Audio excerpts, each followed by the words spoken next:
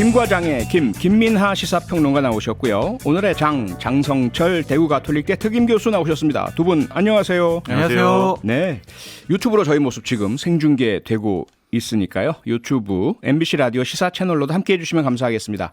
오늘도 유튜브 실시간 인증 이벤트 시작합니다. 뉴스 하이킥 유튜브 생방송 화면을 찍어서 문자번호 샵 8001번, 샵 8001번으로 보내주시면 응모가 완료됩니다. 사진 전송은 100원의 정보 이용료가 있고요. 오늘도 추첨을 통해서 한 분께 피자 쿠폰 보내드립니다. 당첨자는 오늘 저녁 7시 35분 생방송에서 발표해 드리겠습니다. 네, 먼저 김민하 평론가가 준비한 오늘의 이슈 무엇입니까? 어제, 오늘, 내일 얘기가 다 다른 해경과 국방부입니다.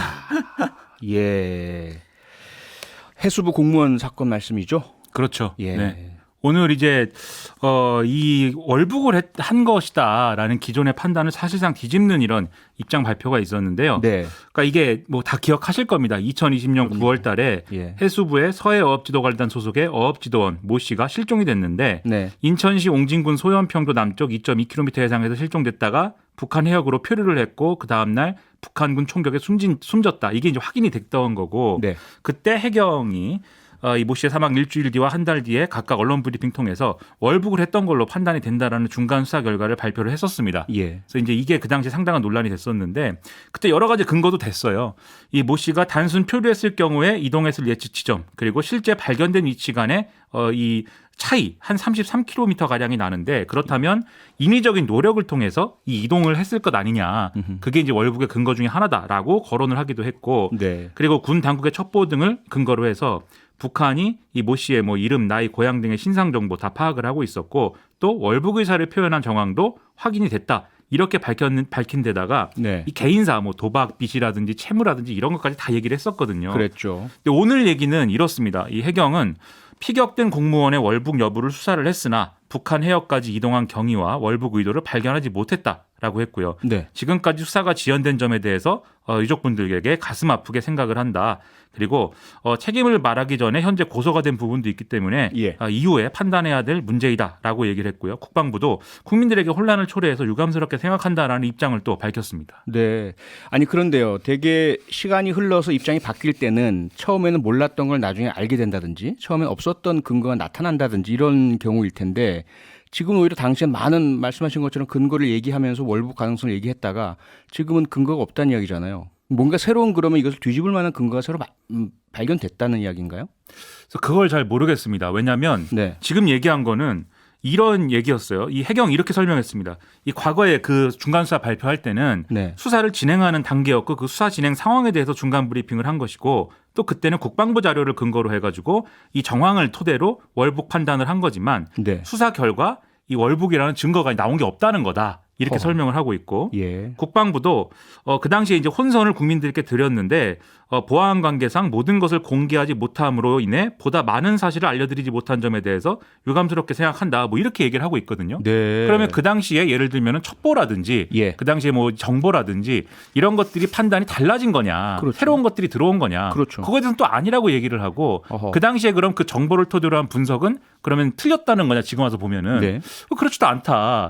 즉 월북이 확실하다고 말할 수는 없는데 그때 단정한 것이 잘못이라는 거고 예. 그러면 지금 월북이 아닌 게 확실하냐? 그것도 아니다. 하하. 그러니까 이게 좀 논란이 불가피한 상황이 돼버린 겁니다. 장성철 교수님이 이 사건 어떻게 보십니까? 뭔 말인지 모르겠어요. 해경의 발표가. 예. 제가 이제 평론가를 처음 하다 보니까 이런 일에 대해서 평론을 어떻게 해야 될지 잘 모르겠는데 네. 방법 좀 평론가 저도 알려주십시오. 인생 처음 해봅니다. 저도 단임제 평론가예요 우리가. 근데 이런 것 같아요. 공적 기관이 네. 국가의 공권력이 정권이 바뀜에 따라서 합당한 이유 설명 없이 다른 결론을 내놓는다라는 것 자체가 권력기관에 대한 공권력에 대한 신뢰성을 뭐 낮게 만든다, 네. 신뢰성을 얻게 만든다라고 볼 수밖에 그건 없다. 분명하죠. 좀 말씀드리고 싶고요. 합당한 설명이 없는 것 같아요. 음. 그냥 정권이 바뀌었으니까 네. 정권에서 권력 핵심부에서 생각하는 쪽으로 방향을 맞춰간 것 같다라는 좀 생각이 들거든요. 네. 그러니까 사실관계 모르겠어요. 진짜 월북을 했는지 아니면 끌려갔는지 뭔지 모르겠지만 그렇죠. 정확하게 상황 설명을 안 해주고 우리는 이렇게 생각해요라고 발표하는 게 네. 과연 공권력이 해야 될 일인가? 그런 회의감은 좀 있습니다. 김민하 평론가님, 지금 이렇게 된다면 모든 쪽으로부터 다 비난을 받을 수가 없을 것 같은데요. 이게 정치적 파장이 크지 않습니까? 그렇죠. 이게 지금 쭉 말씀드렸지만 네. 사실관계, 파악한 사실관계가 바뀐 게 아니에요. 그리고 그 당시에도 월북이다라고 했다기보다는 네. 월북으로 의심이 되고 그리고 그 당시에 북한군에게 총격을 받은 게 사실로 확인되니 네. 이게 어떻게 된 상황인지 북한하고 공동조사를 하자는 게 결론이었거든요. 네. 그때도 사실은 월북이다라고 도장 꽝 찍어갖고 얘기한 건 아니었습니다. 문제는 그런 식의 발표 때문에 소위 말하는 당시의 친여 지지자들이 엄청나게 이 해수부 공무원들과 가족들을 비난을 했었고요. 그랬었죠. 네, 그에 대한 뭐 형님이 막 여러 가지 반박을 하시니까 그 형님에 대한 비난도 엄청나게 거셌었거든요. 그 그렇습니다. 책임 누가 집니까? 그러게 말입니다. 그래서 이게 여러모로 이제 의문시되는 게 말씀하신 그런 대목부터 시작해서 정치적 파장이 계속 이어질 수밖에 없는 게 예. 이게 또 이 보수 언론이라든가 이제 일각에서는 그런 주장을 또 해요. 이게 그러면 전 정권에서 성급하게 월북으로 단정한 이유는 당시에 이제 남북 간에 또 북미 간에 대화의 어떤 불씨를 살리기 위해서 종전선언을 문재인 정부가 추진하던 그런 상황이었기 때문에 아하. 북한의 눈치를 봐가지고 이렇게 한 거 아니냐 뭐 네. 이런 얘기를 또 하고 있는 거기 때문에 네네. 이게 잘못하면은 그런 신고 권력 간의 충돌 뭐 이렇게 얘기가 번질 수 있고 그렇죠. 그럴 경우에는 또 지금 상황에서는 유족들에게 마음의 상처가 될 수가 있는 상황이 되는 거거든요. 네. 그래서 이게 상당히 이제 좀 걱정스러운 그런 상황인데 다만 이제 국방부 설명은 지금 말씀드린 이런 부분에서는 오히려 국방부와 해경이 이 월북이다라는 것을 먼저 단정을 했고 네. 그 당시에 청와대는 그것에 대해서 이 답변 지침을 하달을 해서 월북이다라는 결론이 아니라 공동조사를 해야 된다라는 변경된 입장을 언론을 통해 설명하라고 한 것이다. 예. 이렇게 지금 설명을 했거든요 오늘. 네네. 즉 이 입장에 따르면은 오히려 국방부 해경이 성급했던 거고 아하. 청와대는 메시지를 톤 다운을 시킨 거죠. 네. 이게 맞는 건지 아니면은 한간의 의심대로 윗선의 지시가 있고 뭐 이 은폐 축소 이 어떤 시도가 있었던 건지 네. 이런 것들을 다 밝혀야 사실 이 유족들의 어떤 마음의 상처라든지 어려움들이 해소가 될 것인데 네. 지금 그게 가능하겠느냐? 그게 가능하지 않은 상황에서 그러니까요. 지금 뭐 검찰이 블랙리스트 관련 사건 수사를 하고 그다음에 뭐 여가부가 공약 개발을 해줬느니 뭐 이거 수사를 하고 또 이재명 의원 관련 사건 수사를 하고 있기 때문에 네. 이게 다 하나로 막 뒤섞여 가지고 이 전 정부가 한 것들에 대해서 여러 가지 의도적인 지금 접근하고 있는 거 아니냐 현 정부가 네. 얘기가 이렇게 튀어버리면은 이게 수습이 안 될 수 있는 논란이 되기 때문에 여러모로 지금 훨씬 더 우려가 커져 있는 상황입니다. 그래서 저는 그 말입니다. 이건 해경 자체가 이거는 못해요. 사실관계를 밝히지 못하니까 네. 국회에서 국정조사나 아니면은 감사원 감사를 통해서 과연 어떠한 합리적인 의사 시스템 결정 과정을 통해서 이러한 일이 벌어졌는지 네. 과거에 정말 청와대나 윗선의 눈치를 보고 이런 결정을 했는지 아니면 이번에 또 다른 정권의 눈치를 본 건지 그렇죠. 제대로 좀 밝혀줬으면 좋겠어요. 근데 네. 해경 스스로는 절대로 이걸 못해요. 못 밝히죠. 네, 스스로의 그러니까 문제니까요. 제3의 권력기관이 이 사실을 명백하게 좀 감사하고 조사했으면 좋겠다라는 생각이 들어요. 네. 단순하게 이게 그냥 입장이 바뀌었어요 이렇게 얘기할 만한 것이 아닌 것 같아요. 그럼요. 이것은 국가의 공적 기관이 이런 식의 결론을 내려서는 안 된다라고 말씀드립니다. 그리고 이 결과적으로 이 유족들의 어떤 이 진상 규명에 대한 요구라든가 네. 그리고 이 사건에 대한 여러 가지 이제 주장이나 얘기들이 정치적으로 소비되는 거에 대해서는 그거는 우리가 이제 그렇게 하지 말자라는 맞아요. 얘기를 좀 하면서 맞습니다. 정확한 진상 규명을 위해서 노력하는 게 여러 가지 한계가 있겠지만 네. 필요하다는 목소리를 계속해서 내는 게 중요할 것 같습니다. 진실 규명 얼마나 할 수 있는지가 대한민국의 힘, 역량이라는 생각이 듭니다. 잘 됐으면 좋겠고요. 다음으로 장성철 교수께서 주목한 오늘의 인물은 누구입니까? 이재명 의원입니다. 이재명 의원. 위기 이재명. 아, 위기, 현재 처해 있는 위기 말씀이신가요? 네, 그렇습니다. 어떤 위기를 주로 지금 그러니까 지금 민주당 내에서 오늘 아까 표디님께서 말씀하셨던 것처럼 뭐 세미나라든지 아니면 원로들 모임에서 아니 지난 대선 책임 그리고 지방선거의 책임, 네. 패배 책임 이거 이재명 의원에게 있는 거 아니야? 그렇게 책임이 있는 분이 왜 전당대회에 나와서 당대표가 되려고 그래? 일단은 책임지는 모습 보여야 돼. 라는 목소리가 점점 확대되고 있다. 네. 라는 점. 그 또 하나는 사법적인 리스크입니다.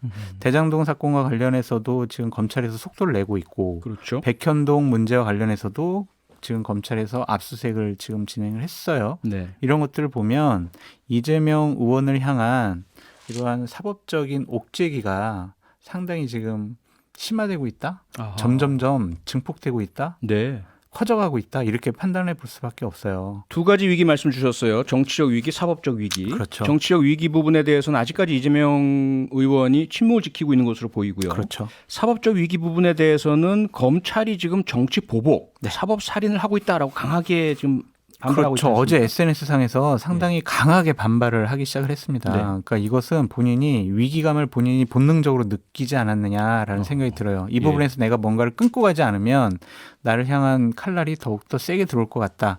그리고 자, 나 지금 억울하게 이렇게 당하고 있으니까 우리 민주당 의원님들, 지지자분들 나 좀 지켜주세요. 아하. 이런 외침이 아닌가라는 생각이 듭니다. 이게 일종의 나름의 SOS? 네, 나름의 예. 정치적 의도도 있는 것 같아요. 그러니까 네. 지금 포인트를 딱 잡아가지고 검찰이 전 정권 그리고 거기에 대해서 이재명 의원까지 다 포함하는 어떤 종류의 보복 수사, 어떤 종류의 정치적인 어떤 수사에 들어갔다라는 메시지를 강하게 지금 얘기를 하는데 예. 이게 사실 이재명 의원만 이렇게 얘기하는 게 아니고 이재명 의원 반대쪽에 있는 사람들 예를 들면 지금 뭐 언론 표현으로는 친명, 반명 막 이렇게 쓰는데 네. 그럼 반명이다라고 하는 분들도 이 검찰의 접근법은 이 정치 보복이다라고 하는 거는 지금 똑같이 얘기를 하고 있거든요. 예. 그러면은 이재명 의원이 사실 얘기하고 싶은 거는 이런 이 정치 보복이 막 다가오고 있는데 네. 가장 강력한 차기 대권주자 중에 하나인 나를 그냥 이렇게 쓸려가게 두는 것이냐. 아하. 내가 당권을 잡아서 당대표가 돼야 훨씬 더 강력한 어떤 대응이 가능한 거 아니냐. 이 얘기를 하고 싶은 건데. 네. 근데 제가 볼 때는 반대편에서는 완전히 반대 논리를 이제 얘기하기 시작할 거예요. 예. 이런 검찰의 칼날이 막 들어오고 있는데